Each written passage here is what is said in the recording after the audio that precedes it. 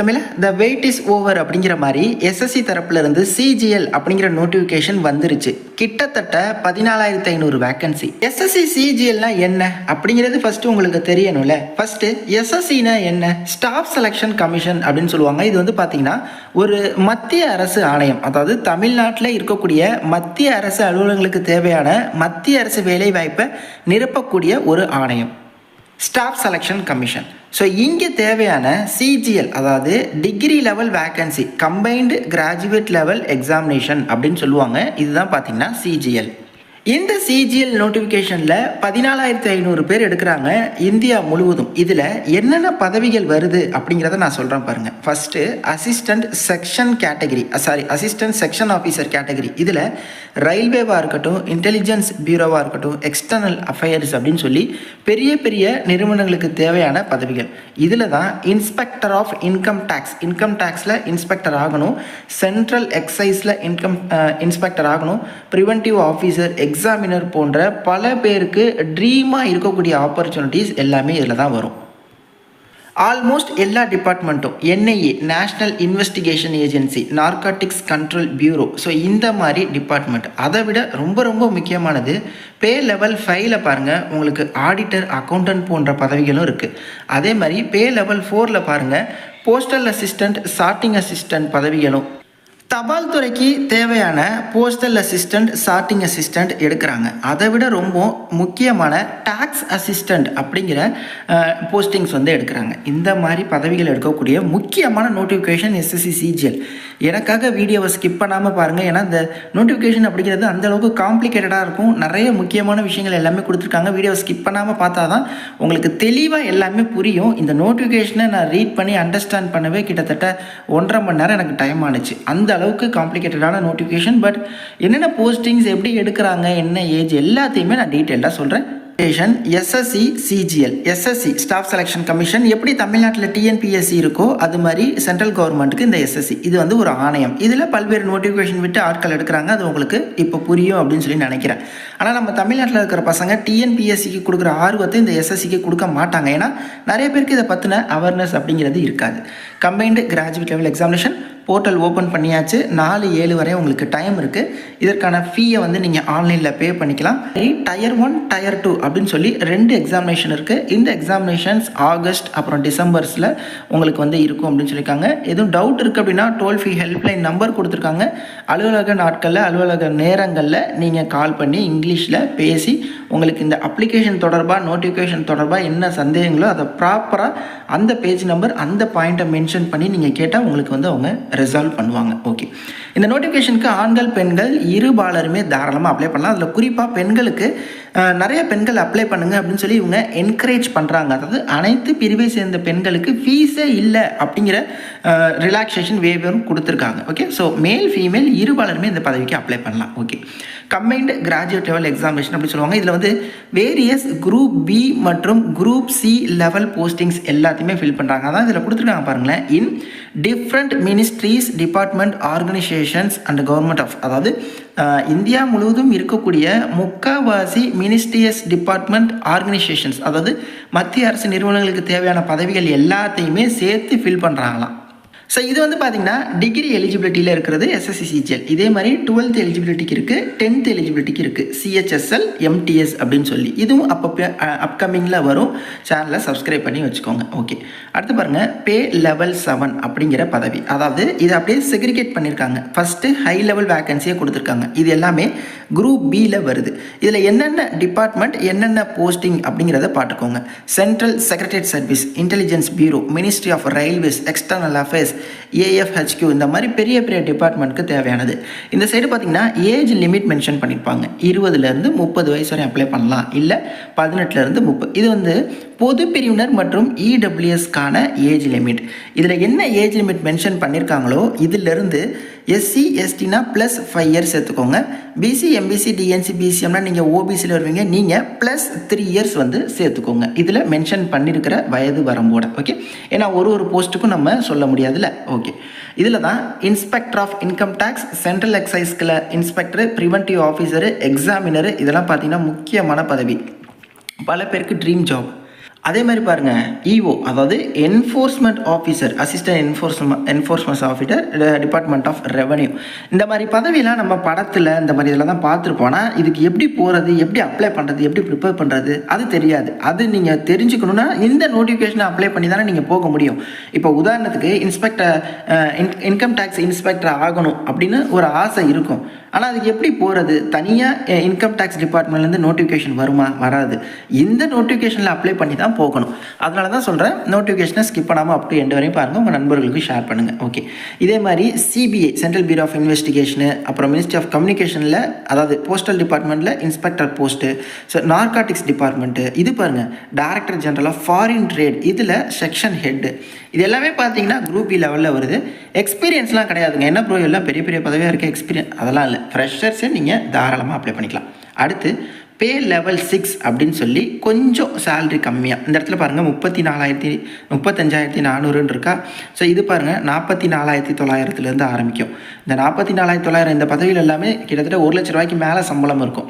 அடுத்து கொஞ்சம் சேலரி கம்மியாக, கொஞ்சம் கம்மி போஸ்டிங்ஸ் போட்டிருக்காங்க. இதில் வந்து இந்த அசிஸ்டண்ட் வேரியஸ் இது வந்து காமனாக கொடுத்துட்டாங்க. Other ministries department and organisation அப்படின்னு சொல்லி பொதுவாக இதுக்கு தேவையான அசிஸ்டன்ட் செக்ஷன் ஆஃபீஸர்ஸ், அப்புறம் வந்து national human rights, investigation agency, narcotics control bureau, so இந்த மாதிரி டிபார்ட்மெண்ட்டில். ஓகே, அடுத்து பே லெவல் 5 அப்படின்னு சொல்லி பிரித்து கொடுத்துருக்காங்க. இது வந்து குரூப் சி லெவலில் வருது. இதுக்கான வயது வரம்பு கொடுத்துருக்காங்க.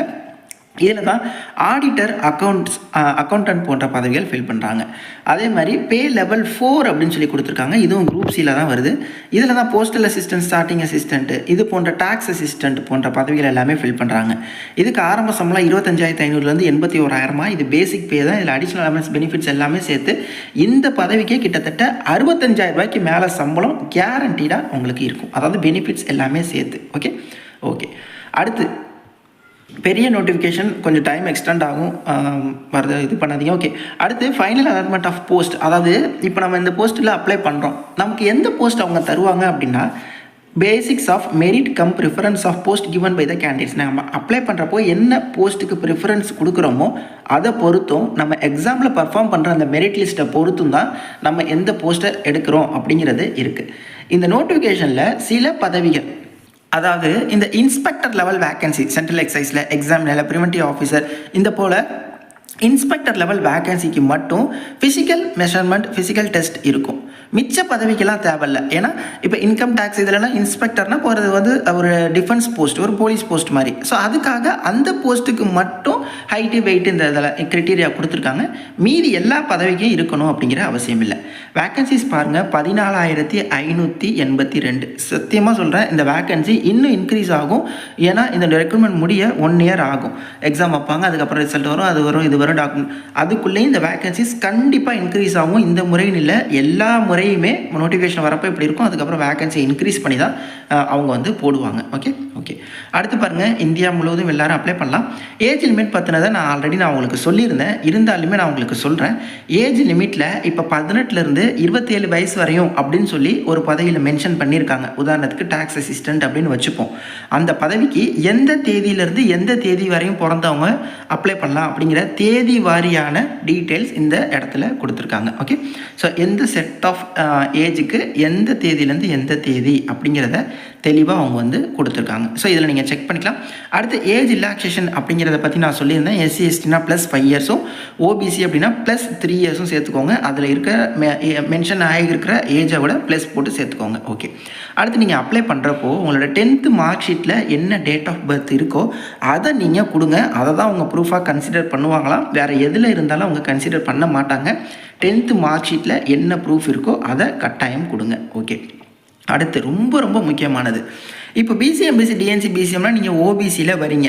அந்த ஓபிசி சர்டிஃபிகேட் இந்த அப்ளிகேஷனோட க்ளோசிங் டேட்டான 4/7க்குள்ளே எடுத்த சர்டிஃபிகேட்டாக இருக்கணும். இல்லை அதற்கு முன்னாடி நீங்கள் அப்ளை பண்ணி உங்கள் சர்டிஃபிகேட்டில் இந்த தேதி 4/7க்கு முன்னாடி உள்ள தேதியாக தான் இருக்கணும்.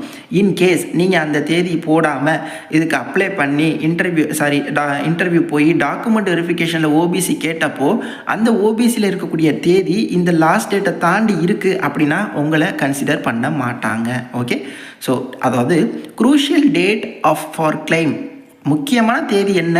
SC, ST, OBC, PWD, ESM போன்ற சர்டிஃபிகேட்ஸை கிளைம் பண்ணுறதுக்கு என்ன அப்படின்னா closing date of recipient of application. அதாவது இந்த நோட்டிஃபிகேஷனோட லாஸ்ட் டேட்டு தான் இந்த சர்டிஃபிகேட்டெல்லாம் கிளைம் பண்ணுறதற்கான க்ரூஷியல் டேட் அப்படிங்கிறத சொல்லியிருக்காங்க. The commission will not insist of candidates producing OBC certificate issued within the crucial date. அதாவது இவங்க சொல்லியிருக்கிற அந்த கட் ஆஃப் டேட்டுக்குள்ளே அவங்க வந்து அந்த சர்டிஃபிகேட்டை எடுத்திருந்திருக்கணும். அதே மாதிரி ஓபிசியில் க்ரீமி, நான் க்ரீமி அப்படின்னு சொல்லி 2 கேட்டகரி வரும். நீங்கள் ஓபிசி நான் க்ரீமி லேயர் சர்டிஃபிகேட்டு தான் எடுக்கணும். அதில் வந்தால் தான் உங்களுக்கு இந்த பெனிஃபிட்ஸ் இருக்கும். ஓகே, ஸோ அதை நீங்கள் மைண்டில் வச்சுக்கோங்க.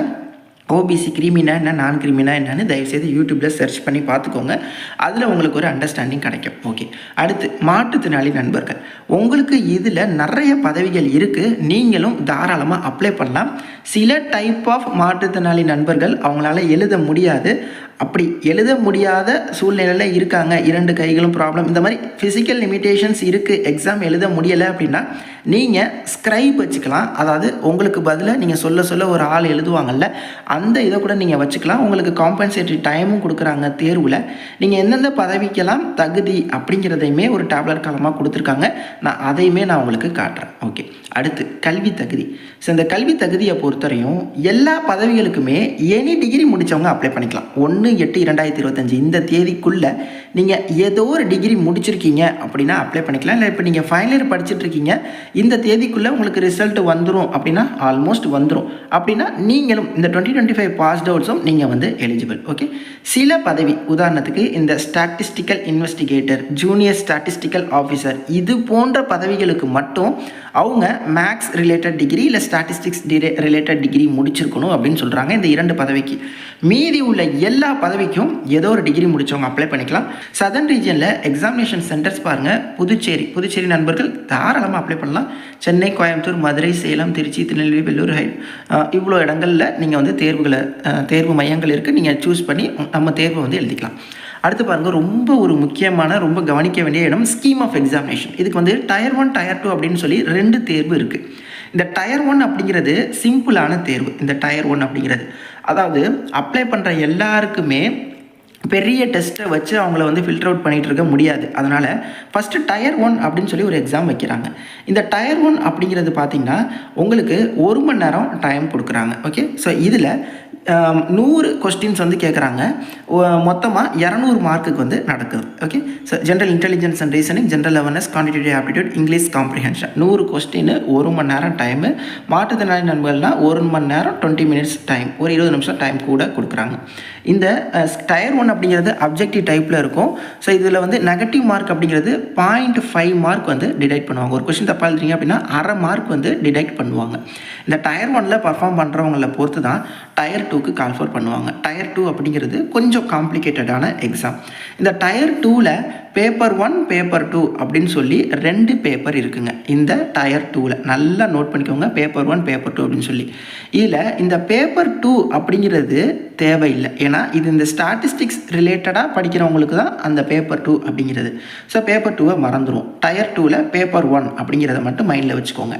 பேப்பர் 1ல் செஷன் 1 அப்படிங்கிறது இருக்குது, செஷன் 2 அப்படிங்கிறது இருக்குது. 2 செஷன் இருக்குது பேப்பர் 1ல். ஓகே, செஷன் 1ல் செக்ஷன் 1, செக்ஷன் 2ன்னு இருக்குது. இதில் மேக்ஸு, ரீசனிங் அண்ட் ஜென்ரல் இன்டெலிஜென்ஸும், செக்ஷன் 2ல் இங்கிலீஷ் லாங்குவேஜும் ஜென்ரல் அவேர்னஸும் இருக்குது. இதில் வந்து பார்த்திங்கன்னா ஒரு 60 கொஸ்டின்ஸும், இதில் வந்து பார்த்திங்கன்னா ஒரு 70 கொஸ்டின்ஸும் இருக்கும். ஒரு கொஸ்டினுக்கும் 3 மார்க் வந்து கொடுக்குறாங்க. அடுத்து செக்ஷன் 3 அப்படின்னு சொல்லி கம்ப்யூட்டர் நாலேஜ் டெஸ்ட்டுன்னு இருக்குது. இதில் வந்து ஒரு 20 கொஸ்டின் இருக்குது. இது குறிப்பிட்ட பதவிகளுக்கு மட்டும்தான். ஓகே, அடுத்து செக்ஷன் 2ல் டேட்டா என்ட்ரி ஸ்பீட் டெஸ்ட்டுன்னு இருக்குது, 15 நிமிஷம். இது குறிப்பிட்ட பதவிகளுக்கு மட்டும்தான். ஓகே, இந்த கம்ப்யூட்டர் நாலேஜ் டெஸ்ட்டும் டேட்டா என்ட்ரி ஸ்பீட் டெஸ்ட்டும் மார்க் கிடையாதுங்க, குவாலிஃபையிங் நேச்சர் தான். அவங்க ஒரு டாஸ்க்கு கொடுக்குறாங்கன்னா அதை நீங்கள் கரெக்டாக பண்ணிட்டீங்க அந்த டைமில் பிழை இல்லாமல் அப்படின்னா அவ்வளோதான், அது நீங்கள் கிளியர் அப்படின்னு சொல்லி அர்த்தம்.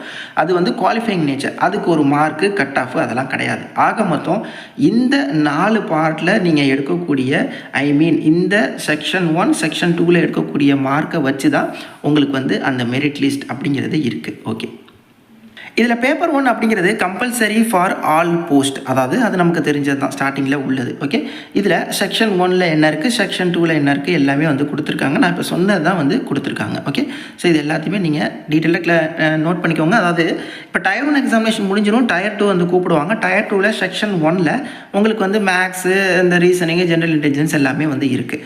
அந்த டைம் முடிஞ்சக்கப்புறம் ஆட்டோமேட்டிக்கலாக அந்த செஷன் வந்து க்ளோஸ் ஆகிரும். க்ளோஸ் ஆகிருச்சுன்னா அப்படின்னா திரும்ப அடுத்த இது வந்து ஓப்பன் ஆகிரும். ஸோ அடுத்து ஓப்பன் ஆகிற அந்த டைமில், அதாவது இது எல்லாமே ஒரே நாளில் நடக்கும். ஓப்பன் ஆனோடனே அந்த இதில் போய்ட்டு நீங்கள் அதில் வந்து பார்ட்டிசிபேட் பண்ணணும். அது அந்த டைம் முடிச்சோன்னா க்ளோஸ் ஆகிரும். எல்லாமே ஆன்லைன் போர்ட்டல் தான். டைம் கீழே ஓடிக்கிட்டே இருக்கும். 4 ஆன்சரில் ஒன்று சூஸ் பண்ணுற மாதிரி உங்களுக்கு வந்து இருக்கும். ஓகே, ஸோ அதுதான் இந்த இடத்துல டீட்டெயிலாக கொடுத்துருக்காங்க. Okay, computer knowledge test, computer proficiency test அப்படிங்கிறது குவாலிஃபையிங் நேச்சர் தான். நான் ஆல்ரெடி சொன்ன மாதிரி இந்த கம்ப்யூட்டர் ப்ரொஃபிஷியன்சி டெஸ்ட் அப்படிங்கிறது இதில் கொடுத்துருக்கக்கூடிய இது போன்ற பதவிகளுக்கு அப்படிங்கிறத அவங்க வந்து தெளிவாக வந்து கொடுத்துருக்காங்க. உதாரணத்துக்கு அசிஸ்டன்ட் செக்ஷன் ஆஃபீஸர், அப்புறம் அசிஸ்டன்ஸ் இன் சீரியஸ் ஃப்ராட் இன்வெஸ்டிகேஷன், இந்த மாதிரி டிபார்ட்மெண்ட்டில் இந்த மாதிரி பதவிகளுக்கு அப்படின்னு சொல்லி. அதே மாதிரி டேட்டா என்ட்ரி ஸ்பீட் டெஸ்ட் அப்படிங்கிறதுமே கொடுத்துருக்காங்க. அதாவது உங்களோட ஸ்பீடை பரிசோதிக்கிறது, எவ்வளோ ஸ்பீடாக நீங்கள் வந்து டைப் பண்ணுறீங்க, கீ வந்து ப்ரெஸ் பண்ணுறீங்க அப்படிங்கிறது டெஸ்ட் அப்படின்னு சொல்லுவாங்க. இதுவும் குவாலிஃபையிங் நேச்சர் தான். இதுவும் பார்த்தீங்கன்னா while shortlisting the candidates for the post, either computer proficiency is preferred or test is prescribed. So ஏதாவது இப்போ வந்து சிபிஎஸ்சியில் டாக்ஸ் அசிஸ்டன்ட் பதவி, அப்புறம் வந்து யூடிசி, எஸ்எஸ்சி, இந்த மாதிரி நார்காட்டிக்ஸ் டிபார்ட்மெண்ட்டில் இந்த மாதிரி பதவிகளுக்கு தான் இந்த டெஸ்ட் அப்படிங்கிற இந்த டெஸ்ட் வந்து வைக்கிறாங்க. அந்த டேட்டா என்ட்ரி ஸ்பீட் டெஸ்ட் அப்படிங்கிறது வைக்கிறாங்க. அதாவது இதில் இருக்கக்கூடிய நோட்டிஃபிகேஷனில் சில பதவிக்கு எதுவும் தேவை இருக்காது. சில பதவிக்கு ஃபிசிக்கல் ஹைட்டு வெயிட்டு செக் பண்ணுவாங்க, சில பதவிக்கு கம்ப்யூட்டர் ப்ரொஃபிஷியன்சி இருக்கும், சில பதவிக்கு இந்த டேட்டா என்ட்ரி ஸ்பீட் டெஸ்ட் இருக்கும். இது எல்லாமே சேர்த்து ஒரே நோட்டிஃபிகேஷனாக கொடுத்ததுனால தான் இவ்வளோ ஒரு பெரிய நோட்டிஃபிகேஷனும் கன்ஃபியூஷன்ஸும் கொஞ்சம் இருக்குது. அடுத்து சிலபஸ், டயர் 1க்கு என்ன சிலபஸ், டயர் 2க்கு என்ன சிலபஸ், எல்லாத்தையுமே டீட்டெயிலாக கொடுத்துருக்காங்க. எல்லாருக்குமே ஒரே சிலபஸ் தான். ஏன்னா கான்செப்ட் அப்படிங்கிறது ஒன்று தான், பேட்டர்ன் அப்படிங்கிறது எல்லாமே வந்து ஒன்று தான். ஓகே, நீங்கள் ஆன்லைனில் அப்ளை பண்ணுறப்போ முடிஞ்ச அளவு உங்களோட ஆதார் கார்டை கொடுத்து சப்மிட் பண்ண ட்ரை பண்ணுங்கள். ஏன்னா எக்ஸாமினேஷன்ஸ் ஹால் போகிறப்போ ஆதார் கார்டு கொடுத்து நீங்கள் போகிற மாதிரி இருக்கும். இன்கேஸ் ஆதார் கார்டு இல்லைன்னா வேறு ஏதாவது டாக்குமெண்ட்ஸ் கொடுத்து போகலாம். இல்லாத பட்சத்துக்கு போகலாம். அந்த கொடுக்குற டாக்குமெண்ட்டை தான் நீங்கள் எடுத்துக்கிட்டு எக்ஸாமுக்கு நீங்கள் வந்து போகிற மாதிரி இருக்கும். ஸோ மேக்ஸிமம் எல்லா தகவலையும் நான் உங்களுக்கு சொல்லியிருக்கேன் அப்படின்னு சொல்லி நினைக்கிறேன். நிச்சயமாக உங்களுக்கு யூஸ்ஃபுல்லாக இருக்கும். தயவு செய்து இது போன்ற நோட்டிஃபிகேஷனு தொடர்பாக அவங்களோட ஆர்வத்தை வளர்த்துக்கோங்க. இந்த மாதிரி நோட்டிஃபிகேஷன்லாம் இருக்குது. நீங்கள் என்ன பண்ணணும் அப்படின்னா, இப்போ இது தொடர்பான சிலபஸை கலெக்ட் பண்ணணும். Previous year cut off paper, போஸ்டிங்ஸ்லாம் இதில் இருக்குன்னு அப்படியே இதையே நீங்கள் நோண்டி யோசிச்சுக்கிட்டே இருக்கணும். இந்த முறை இல்லைனாலும் ஒரு முறை நீங்கள் கிளியர் பண்ணிடலாம். அவ்வளோதான், உங்கள் லைஃபே செட்டில்டு.